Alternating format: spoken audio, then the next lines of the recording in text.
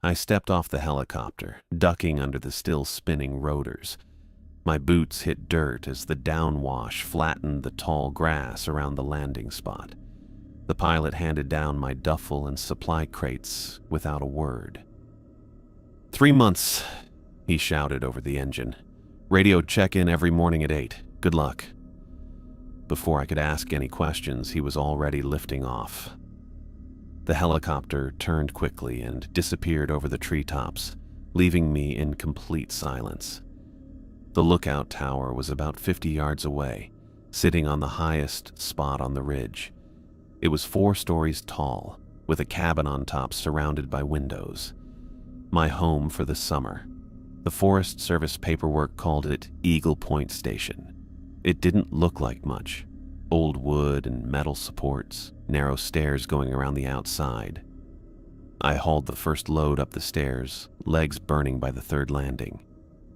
The key got stuck in the door before finally turning with a grinding click. The place smelled closed up, dust and old coffee and something like mouse droppings.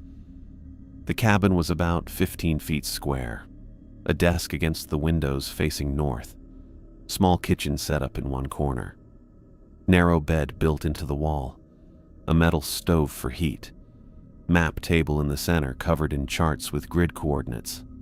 I propped the door open to air the place out and made 3 more trips for my supplies. The last crate almost knocked me over when my boot caught on the top step. I grabbed the railing to steady myself and felt a rush of panic thinking about falling down all those stairs. No hospitals out here, no neighbors, no backup. The whole afternoon went by while I unpacked. I wiped down every surface, swept the floor, and tested the equipment. The radio made a crackling sound when I turned it on. Eagle Point Station, this is dispatch. Radio check, over. Dispatch, Eagle Point receiving. This is James Wilson reporting in. Welcome to your post, Wilson. Everything in order up there? I looked around at the bare bones setup. Yes, ma'am. All equipment functional. Good. Remember protocol. Morning check-in. Immediate report for any smoke sightings. Emergency channel always monitored. You've got the handbook? Yes, ma'am. Study it. Next supply drop in 10 days. Over and out. The radio went silent. I stood at the windows, looking at the view in all directions. Pine forests spread out everywhere. Mountains stood sharp and gray in the distance.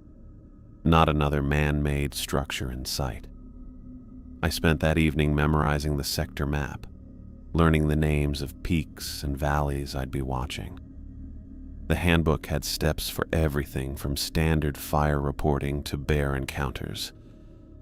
I tried not to think too much about the section on mental health during isolation.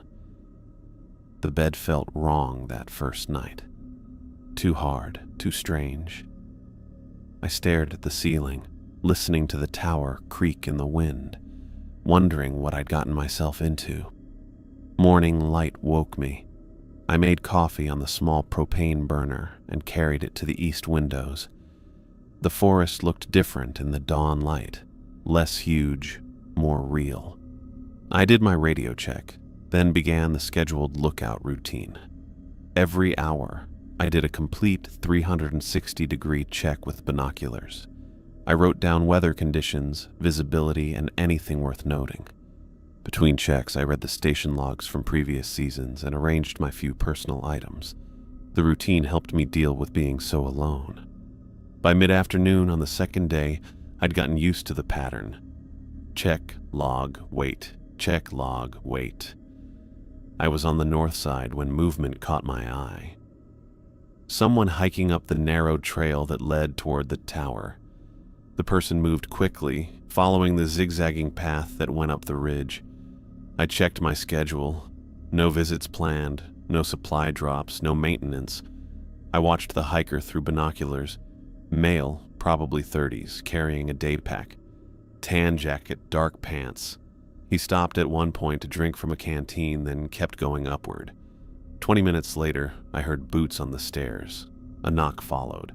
I opened the door to a man with 3 days' worth of stubble and a wide smile that didn't reach his eyes. "Afternoon," he said, extending his hand. "Stephen Miller. I work the Blacktail Ridge Station, about 8 miles northeast." I shook his hand. "James Wilson. First season?" He stepped past me into the cabin without waiting for an invitation. "Yeah, just got dropped off yesterday."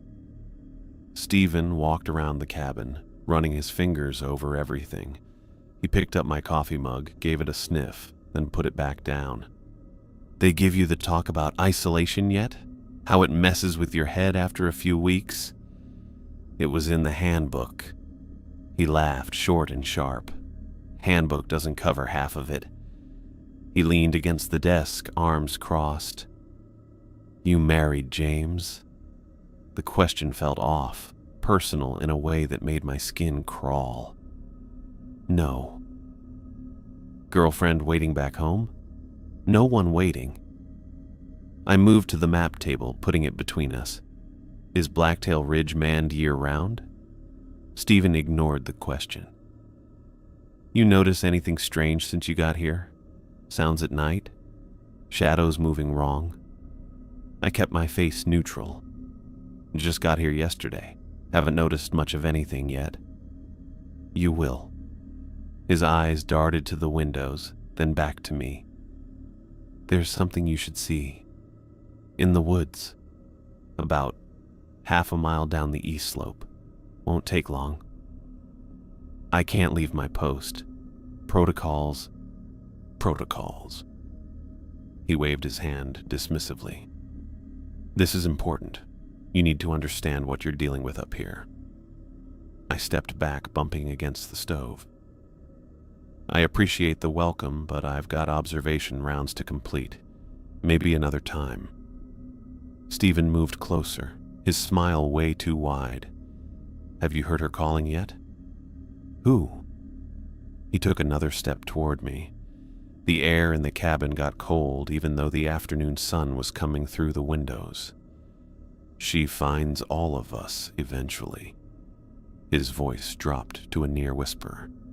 "Some fight it. Makes things worse."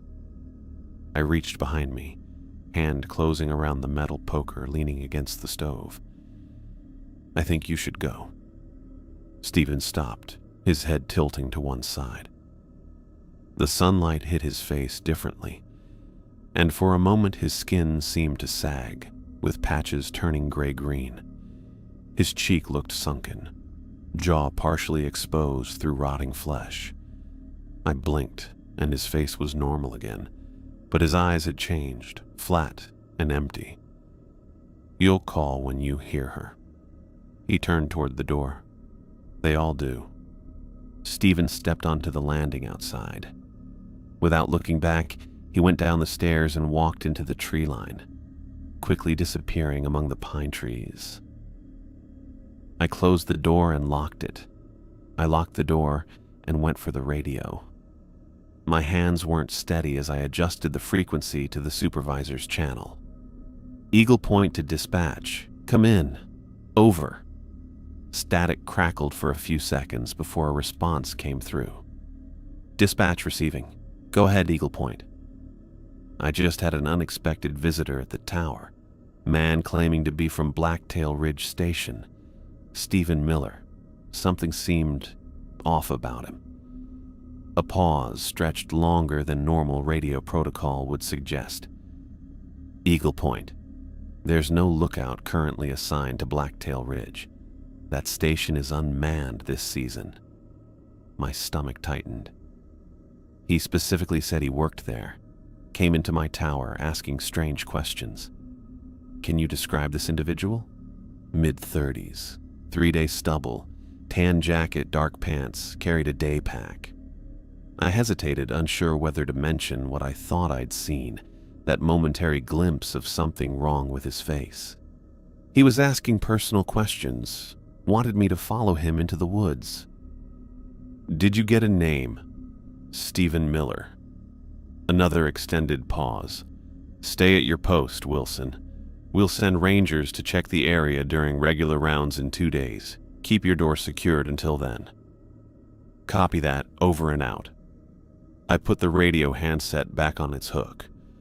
From the window, the tree line where Stephen had disappeared showed nothing unusual, just pine trees moving in the afternoon breeze. No movement, no sign anyone had been there at all. Hours dragged by. I went through the motions during observation shifts, writing down weather and visibility without really focusing. I kept thinking about that moment when Stephen's face had changed.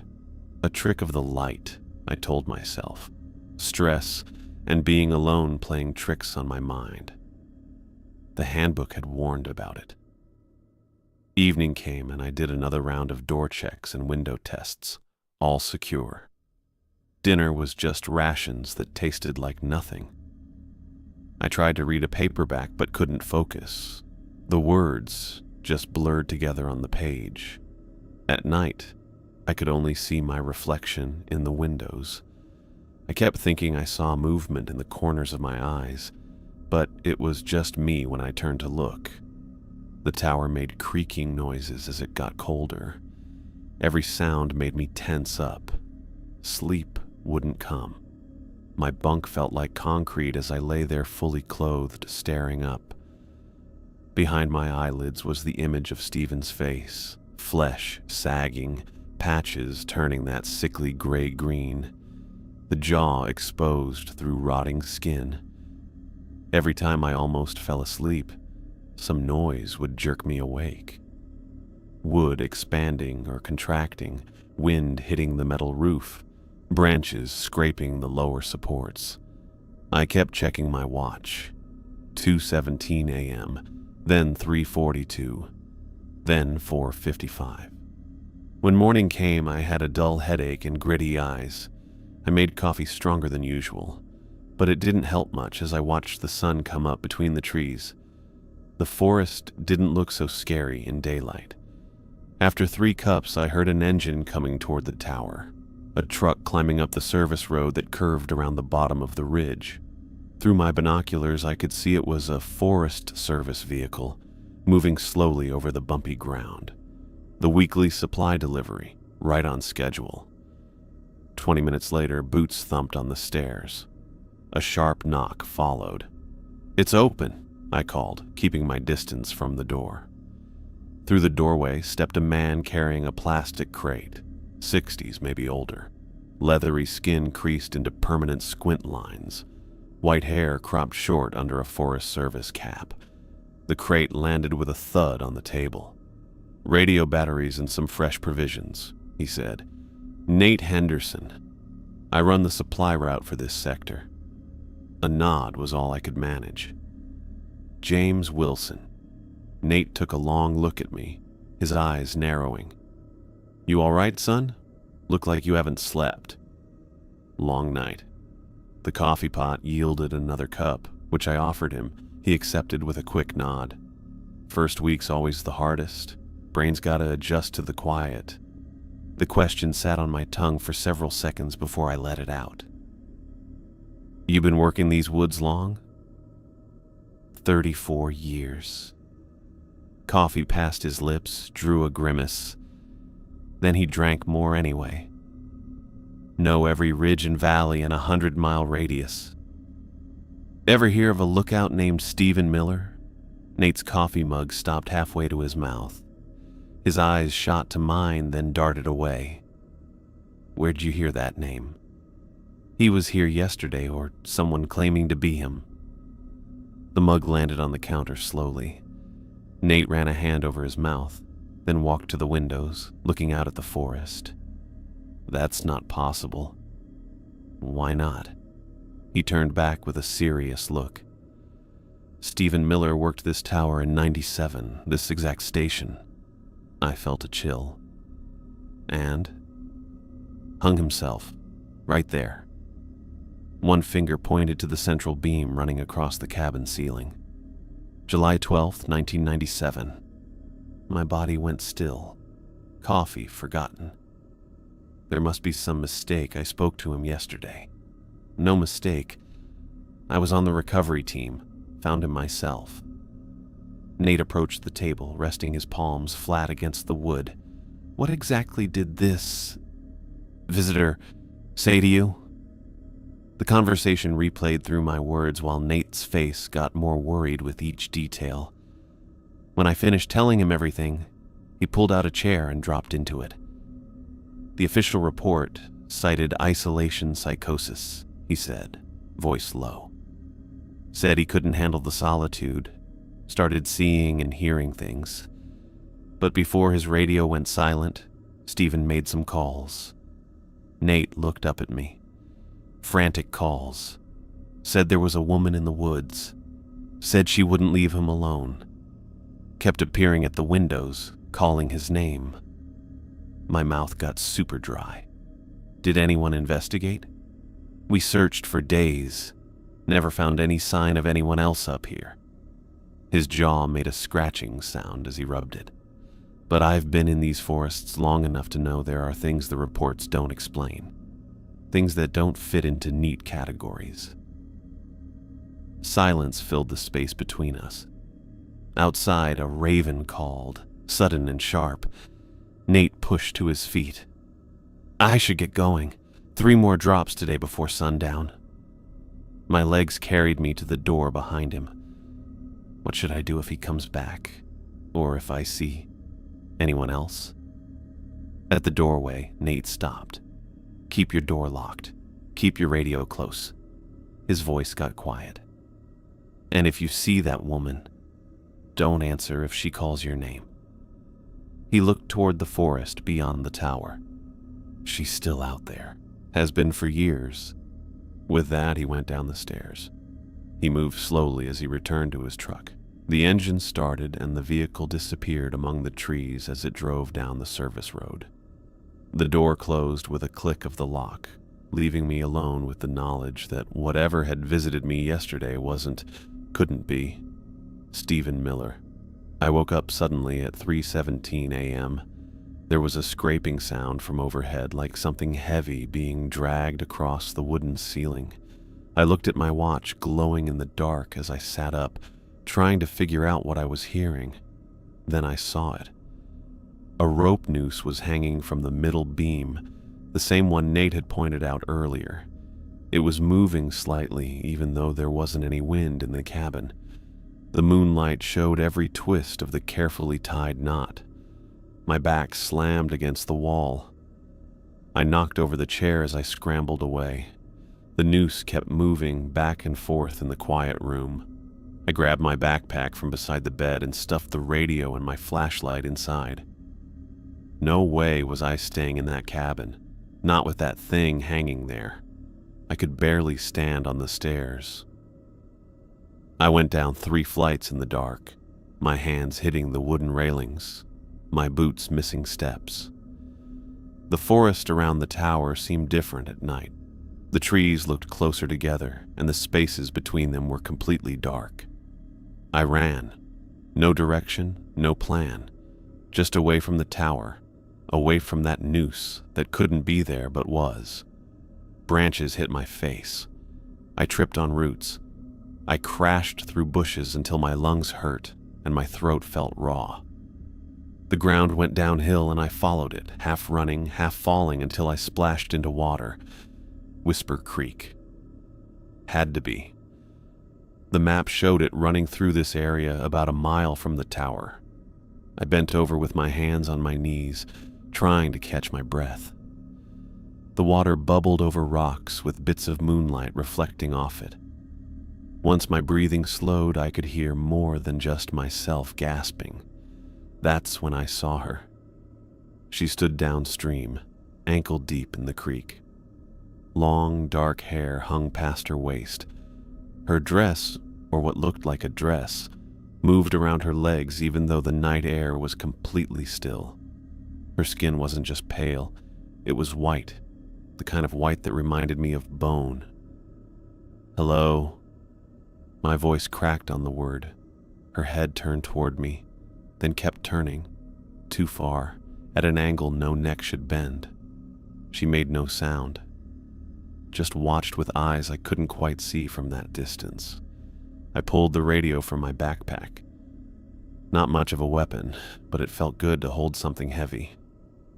My flashlight lit up the dark as I walked along the bank. "Who are you?" I called, trying to steady my voice. "Are you lost? Do you need help?" 20 yards separated us now. The light caught her eyes, which flashed yellow-green like a deer's, not reflecting light, producing it. "Did you enjoy my gift, James Wilson?" The words didn't match her mouth movements. Her voice sounded wrong, like 3 or 4 people speaking in near unison, slightly out of sync. "What gift?" I took another step forward, radio clutched tight. "The reminder hanging in your tower." Her lips barely moved. "The same choice awaits you." I edged closer, boots sliding on wet stones. "Who are—" She moved. One moment she stood yards away, the next she was 3 feet in front of me. No walking, no blur of motion, just there, then here. I stumbled backward, lost my footing on the slick rocks, and fell hard. The radio flew from my hand. My elbow smacked against stone, sending pain shooting up my arm. She leaned over me, her face now fully visible. Her features looked almost pretty, but something about them seemed off. I couldn't put my finger on it. They were too perfect, too still. Her eyes had no whites, just solid, reflective discs. "We'll speak again," the multi-voice said, "when you're ready to serve." I blinked, and she was gone. Not hiding. Gone. The spot where she'd stood was empty water, no ripples, no footprints on the muddy bank. I stayed on the ground, cradling my throbbing elbow, looking at the tree line and water. Nothing moved except the creek itself. The eastern sky had begun to lighten by the time I found my radio and flashlight. Gray replaced black between the trees as I picked my way back toward the tower, jumping at every snapped twig and rustle of leaves. The path looked different in dawn light, less threatening but no less foreign.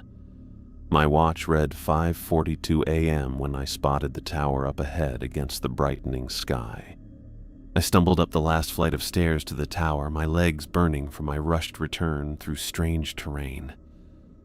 The door was still open, just like I'd left it when I ran away. No noose, nothing hanging from the central beam. My backpack hit the floor with a thud. I checked the ceiling again, running my hand along the smooth wood where the rope had swung hours earlier. Not even a scratch marked the surface. The beam felt cool and solid against my palm, just regular wood. Where the hell did it go? My voice sounded wrong in the empty cabin, too small. I searched every corner of the room, under the bed, behind the radio equipment, inside cabinets. Nothing. No hemp fibers, no rope fragments. Like it never existed. But I'd seen it. Felt how scary that swinging noose was in the moonlight. Sunlight now came through the eastern windows, lighting up the dust floating in the air.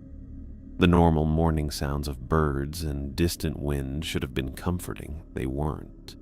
I pulled out my notebook and started writing, my hand cramping from pressing too hard against the paper. 3:17 a.m. Woke to noise on roof. Found noose hanging from central beam. Ran from tower. Met woman at Whisper Creek. Woman knew my name. Spoke with multiple voices. Claimed the noose was her gift. Disappeared without walking away. Returned to tower at dawn. Noose gone. The facts looked ridiculous on paper, like someone had lost their mind from being alone too long. I almost crossed them out, but instead closed the notebook and tucked it into my pocket. Coffee helped. 2 cups, black and bitter, while I waited for 8 o'clock check-in. The routine felt important now, something real to hold on to while everything else was getting weird. The radio crackled at 8 sharp. Morning check-in, Eagle Point. Eagle Point checking in, I said. All normal here. Copy that. Clear skies today, low fire risk, dispatch out. If only they knew. I pulled on my boots and headed outside. The cold morning air hit my face, which helped wake me up after a night of no sleep. I needed to check around the tower, look for evidence, footprints, anything. I only saw my own boot prints from yesterday at the base. I checked farther out, walking in a slow circle about 20 yards from the tower. I didn't notice anything weird until I got to the northwestern corner. Stones. 7 of them in a perfect circle about 2 feet across. Small, flat river rocks piled too high at even spaces around the circle. A bigger kind of triangle-shaped rock was in the middle. Those stones weren't there yesterday. I had walked around this place many times during my watch shifts. The dirt around the stones looked smooth, with no footprints going to or coming from the circle. I took my camera out of my pocket. I snapped pictures from every angle, making sure to get the tower in some shots for reference. The stones looked like someone put them there on purpose, like some kind of marker. Back inside, I reached for the radio. This had gone far enough. Eagle Point to dispatch, come in. Static then. Dispatch receiving, go ahead. I need to speak with the chief supervisor, please. Matters urgent. A pause. Stand by. 2 minutes later, a deeper voice came through. Supervisor Thompson here. What's the situation, Eagle Point? I took a breath. Sir, I'm requesting an early end to my assignment. Family emergency. Not exactly true, but close enough. My sanity counted as family. I see. The supervisor's voice remained neutral. Can you provide any details? Just got word that my father's health has taken a turn. Need to get back as soon as possible. The lie came easier than expected. Another pause stretched out. I understand your situation, Wilson. Unfortunately, we're short-handed across the entire region. Earliest we could get a replacement to you would be 4 days from now. My grip tightened on the handset. 4 days. That's correct. We can have a helicopter at your location Friday morning. Would that work for your circumstances? 4 more nights in this tower. 4 more chances to wake to a noose or worse. But what choice did I have? That'll work. Thank you, sir. We'll log your request. Keep to standard protocols until then. Supervisor out. The radio went silent. I set it down and stared at the calendar tacked beside the window. Monday now. 4 days until Friday. Just had to survive until then. I needed to protect myself. I spent the next hour checking every window latch, testing the door hinges, and looking at the floor hatch that led to the stairs. I had to secure every possible way in. The gear closet had a coil of steel equipment wire, the kind used for weather instruments. Perfect. I cut pieces with my multi-tool and made extra locks for the windows, wrapping wire through the latches and around the frames. Not pretty, but it worked. The door got the same treatment, wire threaded through the handle and secured to metal brackets on the wall. Anyone, anything trying to enter would make noise. Lots of it. By late afternoon, I'd turned the cabin into something like a fortress. Not good enough to stop whatever had put those stones outside, especially if it could make a noose appear and disappear. But better than nothing. I noticed movement through the south window. A group of deer, 5 or 6, had come out from the trees into the small clearing below. They ate peacefully, heads dipping to pull at grass. Normal forest stuff, until it wasn't. Every deer head snapped up at once, ears forward, bodies tense. I couldn't hear anything that might have scared them. Then they all ran back into the trees at once, gone in seconds. The birds went quiet next. Their constant background noise, so common I'd stopped noticing it, just stopped. The forest was completely still, No bird sounds, no rustling leaves, no distant calls of hawks or ravens. Something was coming. The sun was setting and made the walls look red as I finished my final preparations. I filled my water bottle and put it in my chosen corner. I tested the flashlight and kept spare batteries nearby. The radio was within reach. The fire axe from its emergency case now sat across my knees. I turned off the lights when it got dark. Better to see out than be seen inside. The cabin got really dark, and I sat in the northeastern corner. From there, I could watch both the door and most of the windows. Time dragged on. My watch ticked past 9, then 10. The moon came up, making bright spots on the floor where its light came through between my wire reinforcements. The radio crackled at 11:17, not the clean signal of an official broadcast, just white noise with something underneath. I turned the volume up. Whispers. Too faint to make out words, but definitely human sounds beneath the static. The voice, if it was a voice, rose and fell in patterns that almost formed sentences. "Who's there?" I asked, knowing protocol required identifying myself first, not caring. The whispers continued, independent of my question, like a recording playing on loop rather than a response. I set the radio down but kept it close. More hours went by. My eyes burned from staring into darkness. Every creak of the tower settling made me tighten my grip on the axe. My watch displayed 12 o'clock when the radio crackled again. This time the static cleared immediately. "Dispatch to Eagle Point, emergency situation. Come in." The supervisor's voice came through crisp and clear. I grabbed the handset. "Eagle Point receiving. Go ahead. We have a distress call from 3 miles northwest of your position. Hiker with a broken leg. Needs immediate assistance." My mouth went dry. Dispatch. "I'm not qualified for..." "You're the only personnel within reach. The injured party can't be moved without help, and night temperatures will drop below safe levels." The voice paused. "Basic medical kit should be in your emergency supplies.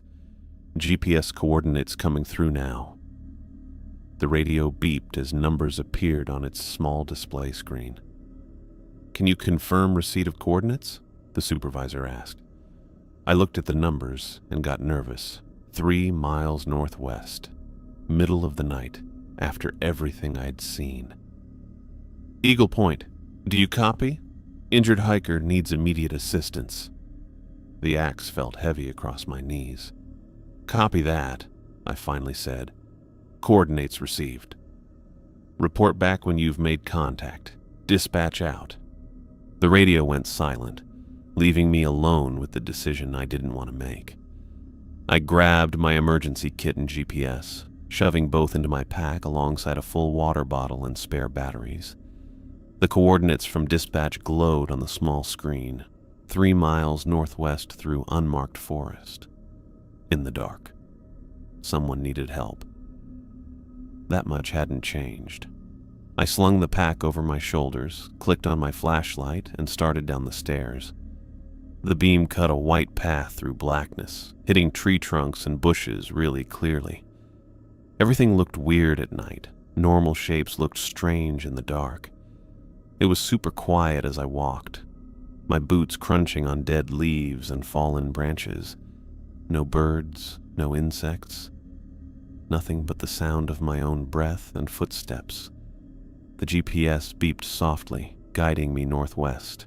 Each step took me farther from the safety of the tower, deeper into woods that felt like something was watching me. My hand kept brushing the knife at my belt, checking it was still there. Fat lot of good it would do against whatever had been happening, but its weight helped. An hour in, I stopped to check my bearings. The display showed me closing in on the coordinates, maybe half a mile left. The moon was higher now, giving enough light to see the general shape of the land. A downward slope led toward what looked like a small clearing ahead. "Hello?" I called. "Forest Service." Anyone there?" My voice disappeared into the trees. No answer. The GPS beeped faster as I got to the last 100 yards. I moved my flashlight back and forth, looking for any sign of the injured hiker. Nothing moved. No tent, no equipment, no person. Then the light hit something that didn't look right. A patch of dirt, darker than the rest, recently dug up. The soil had been turned over and roughly put back, not packed down properly. Next to it, a pile of rocks sat ready but unused. My throat closed up. That wasn't a campsite. The smell hit me next. Sweet, sour, and unmistakable, even in the cool night air. Death has a scent you don't forget. I walked slowly, keeping the flashlight pointed at the dug-up ground. One end of the shallow pit had caved in, showing what was underneath. A hand, gray-white in the light, fingers curled like pale spiders against the dirt. Part of an arm. The edge of a tan jacket sleeve. My stomach heaved. I turned away, swallowing acid. The reported injured hiker didn't exist. This was a body, a dead body. After catching my breath, I made myself look again. The cave-in had shown more than just the arm. Part of the shoulder and head were visible now. The face lay half-turned toward me, features messed up by trauma and starting to decay. Nose crushed, one eye socket empty, cheek caved in with bone showing through. I couldn't tell who it was. Not for certain, but the jacket matched what Stephen had worn. "This can't be happening," I muttered, my voice small against the night. Something red blinked in my peripheral vision. I swung the flashlight toward it. A small trail camera strapped to a pine tree about 15 feet from the grave. Its recording light pulsed steadily. I stepped closer to check it out. Standard game camera, weatherproof case, motion activated. The kind hunters use to track animal movements, or poachers. With shaking hands, I unstrapped it from the tree. The memory card was still inside. Whatever had happened here, this camera had recorded it. I returned to the shallow grave, bracing myself for a closer look. The exposed hand showed days of exposure, skin slipping, nails blue-black. This death wasn't recent, at least 3 days old, maybe more. Using a stick, I carefully moved some soil away from the jacket pocket closest to the surface. Something metallic reflected my light. I knelt and eased it out. A hunting knife in a leather sheath. High quality, illegal on these protected lands. More digging revealed a coil of thin wire. Snare wire. The tools of a poacher. I sat back on my heels, trying to make sense of it all. The distress call, the body, the camera. None of it fit together in a way my mind wanted to accept. The radio. I needed to report this. Eagle Point to dispatch, emergency. I waited, hearing only faint static. "Eagle Point to dispatch. Come in." The static got louder but didn't make any words or give a response. Just white noise filling the clearing. "Dispatch, do you copy? I found a body at the GPS coordinates, not an injured hiker. Repeat, there's a dead body here." Nothing. The channel remained open but empty of human voice. The camera in my hand suddenly felt important. Maybe the only evidence of what had happened. I slipped it into my pack and marked the location on my GPS. Whatever was going on, I needed to get back to the tower and try different frequencies. Call for real help. I took one last look at the partial face showing through the dirt. Something nagged at me. Something about the way the jaw was set, the shape of what remained. But in that state, I couldn't be sure of anything. The journey back stretched longer than the hike out. Each step felt heavier. My awareness of the forest around me painfully sharp. The darkness between trees seemed deeper, solid. The flashlight beam couldn't penetrate more than 20 feet ahead. Halfway back, I heard it. Footsteps, not mine. A second set, slightly out of sync, coming from somewhere behind. I froze, listening hard. The sound stopped when I did. "Hello?" My voice cracked. Nothing moved. Even the air seemed still. I walked again. The footsteps resumed, light, almost matching my pace, but not quite. Like someone trying to cover their tracks by stepping when I stepped, but missing the timing. I spun around, sweeping the light in a wide arc. Empty forest stretched in all directions. The footsteps ceased. 10 minutes later, it happened again. This time I didn't stop or call out. I just walked faster, my hand tight around the knife handle. The tower appeared through the trees, windows dark against the night sky. 300 yards to go. 200. Movement flickered between distant pines, a flash of white that caught the edge of my light beam. A figure, female, with long dark hair. The same woman from the creek. I swung the flashlight directly at her. The beam hit empty space. Just trees and shadows where she'd stood a moment before. I broke into a run, racing through the last 100 yards. The stairs stood ahead. Safety, or what passed for it these days. I took the stairs 2 at a time, lungs burning as I reached the top landing. The tower door stood open as I'd left it. Inside, I dropped my pack on the floor and pulled out the trail camera, my fingers struggling with the USB cord. The laptop booted up as I wiped sweat from my face, trying to make my hands stop shaking. The connector kept missing the port, tapping against metal until I steadied my wrist and forced it in. The camera's red light blinked twice, then stayed solid. Connected. The screen flickered as the file browser opened. One folder labeled DCM0142 held dozens of video files, each named with dates and timestamps. I clicked on the oldest, from 3 days ago. The video player opened, showing a patch of forest in daylight. Nothing moved except branches in the wind. I fast-forwarded through hours of empty woods. Occasionally, a deer would wander past, nose to the ground. A fox trotted through once, stopping to mark its territory against a fallen log. Normal forest scenes, until they weren't. At 4:17 p.m., a figure entered the frame from the left. Stephen.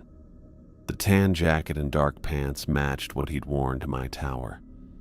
He carried a small pack, from which he pulled out coils of wire and metal stakes, poaching equipment. I watched as he set traps with obvious experience, hiding them under leaves and against game trails. His movements were quick, confident. He'd done this many times before. The camera caught his face clearly when he turned to check his surroundings. The same face that had appeared at my door asking weird questions about voices in the woods. The timestamp showed the afternoon before he'd visited me. More footage followed. Stephen checking other traps, collecting a dead rabbit from one, resetting the mechanism. The sun lowered in the frame until dusk made the images grainy. Night vision kicked in, turning everything green-tinted and ghostly. I almost missed the next part. My finger hovered over the fast-forward button when movement flickered at the edge of the frame. Someone else had entered the clearing. The figure approached slowly from behind Stephen, who was kneeling to set another trap. When Stephen stood and turned, the camera caught his startled expression. Then it caught the face of his visitor. Mine. But I had no memory of being there. The laptop screen showed me confronting Stephen, my mouth moving in what looked like angry speech. No audio came with the footage, but Stephen's body language changed from surprise to defensiveness. He pointed at his traps, then pointed toward what must have been the direction of the tower. "That's not possible," I whispered to the empty room. But there I was, arguing with a man I'd later find buried in a shallow grave. The timestamp showed 9:42 p.m. I tried desperately to remember where I'd been 3 nights ago at that time. In the tower, asleep. The days had blurred together since I'd arrived. The argument on screen escalated. Steven stepped toward me, jabbing a finger at my chest. I stepped back, then the change was instantaneous. My body on screen went rigid. My expression emptied completely, face slack like a doll's, and I bent down, picked up a rock the size of a grapefruit, and swung it. The first blow caught Steven on the temple. He staggered backward, hands raised. The second blow knocked him to his knees. The third, I couldn't watch, but couldn't look away either. The rock rose and fell, my arm moving with mechanical precision, my face showing nothing. No anger, no horror, nothing at all. Jesus Christ, I breathed, bile rising in my throat. That's when I saw her. She was at the far edge of the frame, barely showing up in the night vision green. The woman from the creek. Her long hair didn't move at all, even though the breeze was moving the leaves around her. She watched the attack with a blank face, her head tilted at that weird angle. The footage kept going after the attack ended. Steven wasn't moving. I dropped the rock and just stood there like someone had turned me off. The woman came closer, walking in that same creepy way I'd seen at the creek. She looked like she was talking, but her mouth hardly moved. The me on screen nodded and bent down to grab Steven's ankles. The last few minutes showed me dragging the body across the clearing, out of the camera's view. The woman followed, then completely vanished. The me on screen came back alone, picked up the rock and what looked like Steven's knife, then walked out of frame toward the tower. The video stopped. It was so quiet as I looked at the black screen. My reflection stared back, pale, eyes wide open, looking totally freaked out. I played the next file, and the one after that, looking for any other footage of me or the woman. There was nothing. Just empty forest going back to normal after someone had died there. I shut the laptop and put it down very carefully. Then I looked at my clothes. The same jacket I'd been wearing for days. The sleeves looked clean, but something made me check the inside of the right cuff. There it was, a spray of dark brown dots and smears hidden in the fold of the fabric. Dried blood. Not mine. I tore the jacket off and threw it across the room. It hit the wall and fell to the floor in a heap. The stain looked darker than the rest of the fabric in the dim light. My hands felt all over my pants, searching for more evidence. Nothing obvious showed on the dark fabric, but when I held the pant legs up to the light, I could see spots where something had dried and made the fabric stiff. The boots came next. I pulled them off and turned them over. Dark stuff was packed in the treads, mud mixed with something darker. I scraped at it with a knife from the kitchen drawer, watching bits fall to the floor. Some were rust-colored. I didn't do this, I said aloud. I couldn't have, but the evidence said otherwise. The video showed my hands, my face, my body committing murder, and here was the blood to prove it.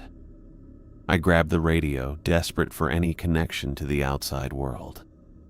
Eagle Point to dispatch emergency. Static answered, hissing like distant rain. Eagle Point to dispatch. Anyone receiving? I need immediate assistance. More static, then a change in the sound. A rhythmic quality entered the white noise, rising and falling. It took me seconds to recognize what I was hearing. Laughter. A woman's laughter buried in the static. Soft at first, then louder, drowning out the background hiss. I switched channels. Eagle Point to any Forest Service personnel. Emergency situation. Please respond. The laughter followed, jumping frequencies with me. It filled the small speaker, then dropped to a whisper directly into my ear. They can't hear you. I threw the radio down. It bounced on the floor, the battery pack popping loose and sliding under the bed. The laughing stopped. 5 more attempts with the put-back-together radio gave me the same results. Each frequency I tried carried only her laughter and occasional whispered words, too quiet to make out clearly. No one was coming. No one could hear me. The nearest ranger station was 12 miles southeast, according to my maps. On foot, crossing rough terrain, it would take at least a day, maybe more. I pulled my backpack from under the bed and emptied it on the floor. Unnecessary items made a discard pile. Books, spare clothes, toiletries. Essentials went back in. Water filter, first aid kit, knife, flashlight with extra batteries, GPS unit, fire starter, emergency blanket, 3 protein bars. The laptop with the camera footage went in last, wrapped in a t-shirt for protection. Whatever happened next, I needed that evidence. It might be the only thing between me and a murder charge, or proof I'd lost my mind entirely. I changed into my last clean shirt and a spare pair of hiking pants. The boots went back on. I had no other footwear. I'd have to hope no one looked at the treads too closely. Water next. I filled 2 bottles and attached them to the pack's side pockets. The weight felt good, solid. Taking action felt better than being frozen by fear. "Get to the ranger station," I muttered as I worked. "Show them the footage. Explain what happened." Except I had no explanation. I couldn't say anything without sounding like I was making up lies or completely losing my mind. Woman in the woods controlling my actions? Face-changing visitors who'd been dead for years? I sounded crazy even to myself. But the footage didn't lie. Something had happened. Something beyond normal explanation. And I needed help before it happened again. Pack secured, I took one last look around the tower. After just weeks, I got used to it. The creaky floorboards, the sunlight on the map table, the small scratches left by people who stayed here before me. Now it felt strange again, unwelcoming. I reached for the door handle. Every window in the tower slammed shut at once. The glass rattled in the frames, wood hitting wood hard enough to make the whole structure shake. The door ripped itself from my grip and crashed closed, the lock clicking into place. I stood frozen in the sudden silence, hand still outstretched toward where the doorknob had been. The sound faded away to nothing. "No," I whispered. Then louder, "No!" I rushed to the nearest window, fingers scrabbling at the latch. It wouldn't budge. I tried another, then another, all locked tight, as if welded shut. The door handle refused to turn under my grip. I threw my shoulder against the wood, once, twice, 3 times. Not even a crack. The simple structure had turned impenetrable. The laptop chimed from my backpack, a low battery warning. Or something else. I didn't check. I stood in the center of the tower room, a cold weight settling in my stomach as I realized the truth. She wasn't letting me leave. I grabbed the wooden chair from beside the map table and hurled it at the largest window. The glass exploded outward in a shower of glittering shards. Cool night air rushed in, carrying the scent of pine and wet earth. Freedom. The jagged edges of the broken window frame tore at my jacket as I squeezed through. My boots crunched on fallen glass. Just a few more inches and I'd be outside. I could run. I could...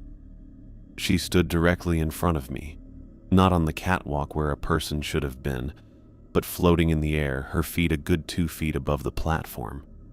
The woman from the creek, from the video, from my nightmares. "James Wilson," she said, my name splitting into harmonies as multiple voices spoke through her mouth. I froze half in, half out of the window. The broken glass bit into my palms. My legs dangled like dead weight. "You've served me well already," she continued. "But we have much more to discuss. Her face began to change. The pale, almost human features stretched, jaw extending downward like melting wax. The skin split along invisible seams, revealing a second mouth beneath, wider, filled with needle-like teeth arranged in multiple rows. Her eyes expanded until they consumed most of her forehead, the pupils elongating to vertical slits. Her arms lengthened, joints bending at impossible angles as fingers sprouted additional knuckles, stretching into talons. The white dress I'd seen before now looked like part of her body, moving and rippling with a life of its own. "I am Sophia," she said, the name reverberating through her distorted mouth. "And these woods have been mine since before your kind knew fire." I scrambled backward, cutting my hands on more glass as I retreated into the tower. My back hit the map table, trapped again. Sophia flowed through the broken window without touching the frame, her body compressing and expanding in ways that denied physics. Inside the tower, she stood taller, her head nearly brushing the ceiling. "You've been chosen," she said. "Few are worthy of selection. Many pass through these woods, but not all have the qualities I require in my guardians." The word guardians echoed in the small room. I swallowed against a desert-dry throat. "I didn't kill anyone," I said, my voice thin and unconvincing even to my own ears. "That wasn't me on the video." Sophia's lipless mouth curved in what might have been a smile. "It was your body, your hands. I merely borrowed them for a time. Stephen, I managed. The man in the grave. A desecrator," she hissed, multiple voices turning harsh.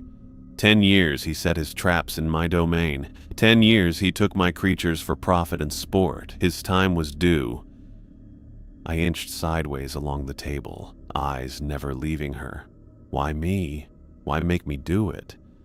She flowed closer, her movements liquid and wrong. "I require guardians to maintain my boundaries, to enforce my will when flesh-bound intervention is needed." "But why not kill him yourself?" The question spilled out before I could consider whether challenging her was wise. Sophia's vertical pupils dilated. "Death alone provides limited nourishment. Fear and moral corruption, the breaking of a human conscience, that sustains me far longer." The implications hit me like a physical blow. She'd made me kill not just to get rid of Stephen, but because my horror and guilt afterward fed her somehow. "The Stephen you met here, who visited you," she continued, "was but an echo, a tool I crafted from your perceptions and his lingering presence. The real Stephen Miller died years ago, hanging from that beam." She pointed upward with an elongated finger. "You made me hallucinate him. I shaped your perception, as I have done with many before you." My back found the corner of the room, nowhere left to retreat. "How many?" I asked. "How many lookouts have you used?" "Since humans began watching these woods, dozens." Her head tilted at that impossible angle I'd seen at the creek. "Some serve willingly, understanding the honor bestowed upon them. Others require convincing. Like the Stephen from 1997? I remembered what Nate had told me. He killed himself rather than serve you." Something flashed across her inhuman features, anger or perhaps respect. He refused to eliminate a group of hunters I had marked, chose his own death instead. A rare decision. I gathered what courage remained. "I choose that too, then. I won't kill for you." Sophia made a sound like winter wind through dry leaves. Laughter. "You misunderstand your position." She raised one elongated hand, palm toward me. "Allow me to demonstrate." My muscles locked instantly. Every fiber went rigid, as if turned to stone. I couldn't move my arms, legs, not even my fingers. Only my eyes remained under my control, darting frantically as panic surged through my immobilized body. Your movement, your speech, your very thoughts, all can be governed by my will. She closed her hand slowly, and my throat constricted in response. Breathing became difficult, then impossible. Black spots danced at the edges of my vision. Just before consciousness faded, she released me. I collapsed to the floor, sucking air into burning lungs. "The choice is not whether to serve," Sophia said above me. "The choice is whether to serve willingly, with your mind intact, or to become nothing more than a vessel for my intentions." I pushed myself to my hands and knees, still gasping. Why even offer a choice? Why not just control me completely? An aware servant notices things a puppet cannot, provides insights, makes connections. She circled me, her movements fluid and predatory. And willingness sweetens the arrangement. "You're talking about decades of servitude," I said, my voice hoarse. "Killing who knows how many people." "Not decades, a lifetime." Sophia's many-voiced speech softened. "And not countless deaths, simply specific ones when necessary. Those who threaten my domain, those who take without reverence." She gestured, and the air before us shimmered. Images formed, faces of men and women wearing the uniforms of fire lookouts from different eras. Some appeared peaceful, others twisted in expressions of agony. "These chose service," she said, indicating the calm faces. "These did not," she added, as the tormented ones came into focus. "All served regardless." The images shifted, showing me flashes of what those people experienced. The willing servants lived largely normal lives, returning to the tower periodically to perform tasks for Sophia.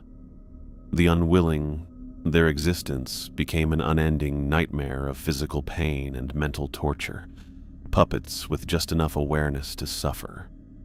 "The choice is yours, James Wilson," Sophia said, the vision fading. "Serve me with your faculties intact, or resist and lose yourself entirely." I hauled myself to my feet, legs trembling with the effort. "And if I agree, what exactly do you want me to do?" Her inhuman face revealed nothing. "Protect my domain. Eliminate those who would damage it beyond necessity. Continue your life otherwise as you see fit. For how long? Until I release you, or until death finds you naturally." The broken window beckoned. The night air, a desperate chance at escape. But her display of power left little doubt she could stop me instantly if I tried. "I need time," I said, "to think." "Time is something I have in abundance," Sophia replied. "Until morning, then." She began to fade, her form growing transparent. "Remember, James Wilson, I am always watching, always listening, and your actions at the grave have already bound you to me more than you know." Then she was gone, leaving me alone in the tower with the cold wind blowing through the broken window and the weight of an impossible choice crushing down on me. I stayed in the tower, eyes fixed on the empty space where Sophia had been. My answer wasn't complicated. I just didn't want to die, not like that. Not as her puppet. "I'll do it," I said to the empty room. "I'll serve." No response came, but the temperature warmed slightly. The next morning, the broken window had repaired itself, glass intact, frame unscratched, as if I'd imagined throwing the chair. By afternoon, the ranger's dispatch had promised finally arrived. 2 men with rifles and serious expressions who asked about the missing hiker I'd reported. "False alarm," I told them. "Guide turned up with a different group. Radio miscommunication." They looked relieved. One less problem in their day. Neither noticed my hands shaking as I offered them coffee. "We'll check the area you mentioned anyway." the older one said. I nodded like I had nothing to hide. They returned the next morning, reporting they'd found nothing. No grave, no body, no disturbed earth. I feigned confusion while my stomach twisted. Sophia had cleaned up after me. The rest of the summer passed in rigid routine. I made my reports, manned my post, and kept the forest safe from fires. Sometimes at night, I felt her watching from the trees. Sometimes I heard her many-voiced whispers through the radio static. The poacher would have set 20 more traps this month, she said once. 3 bears and a wolf pack would have died slowly, painfully. I didn't answer. It didn't make me feel better about the blood on my hands. When my rotation ended, a helicopter picked me up where I'd started 3 months earlier. The ride down from the mountain brought no relief. I kept expecting to look out the window and see her floating alongside us, keeping pace. Back in the city, I tried rebuilding my life. I showed up at my old apartment, called friends I'd neglected, smiled through questions about my summer, told stories about wildlife and weather and the peaceful isolation, lied through my teeth. One night, drunk and desperate, I tried telling my best friend what had happened. There's something I need to... My throat closed mid-sentence. Not metaphorically, actually closed, cutting off all air. My hands clawed at my neck while my friend stared in confusion. When I stopped trying to speak about the tower, about Sophia, about the killing, my airway reopened. I tried writing it down instead. My fingers cramped and twisted until I dropped the pen. I tried typing an email. My computer crashed, erasing the draft. I tried recording myself. The file corrupted. She'd covered all exits. 3 months after my return, I woke at 3:17 a.m. A rope hung from my bedroom's ceiling, noose end dangling above my bed. Sophia sat at my kitchen table, looking human except for her eyes. She wore jeans and a sweater like a normal woman, but the borrowed costume only made her wrongness more apparent. "You've adjusted well," she said, her multi-layered voice now contained in a whisper. I stood in my doorway, one hand gripping the frame. "What do you want now?" "To explain your service terms." She gestured to the chair across from her. I didn't sit. "You'll live your life as you choose most days. But each year, you'll return to the tower for 1 week. During that week, you'll perform one task for me." "What kind of task?" Her smile stretched too wide. "Similar to your first. Those who damage my domain require correction. You want me to kill someone every year?" My voice sounded flat, empty. "Not every year, only when needed." She tilted her head that impossible way. "Your first assignment comes soon. A man named Edward Klein has been hunting with poison in my northern woods, targeting predators, wolves, bears, mountain lions." She placed a photograph on the table, a middle-aged man with a weather-beaten face and hard eyes. "You will contact him. Tell him you're a guide who knows where a pack of wolves dens. Offer to take him there." I stared at the photo, nausea rising. "And if I refuse?" Pain exploded behind my eyes, white-hot needles drilling through my skull.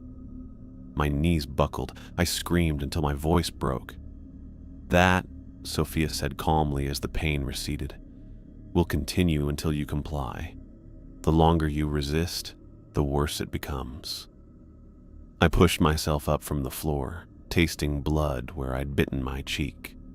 "You're going to make me do this for the rest of my life?" "Yes." No pretense. No false comfort.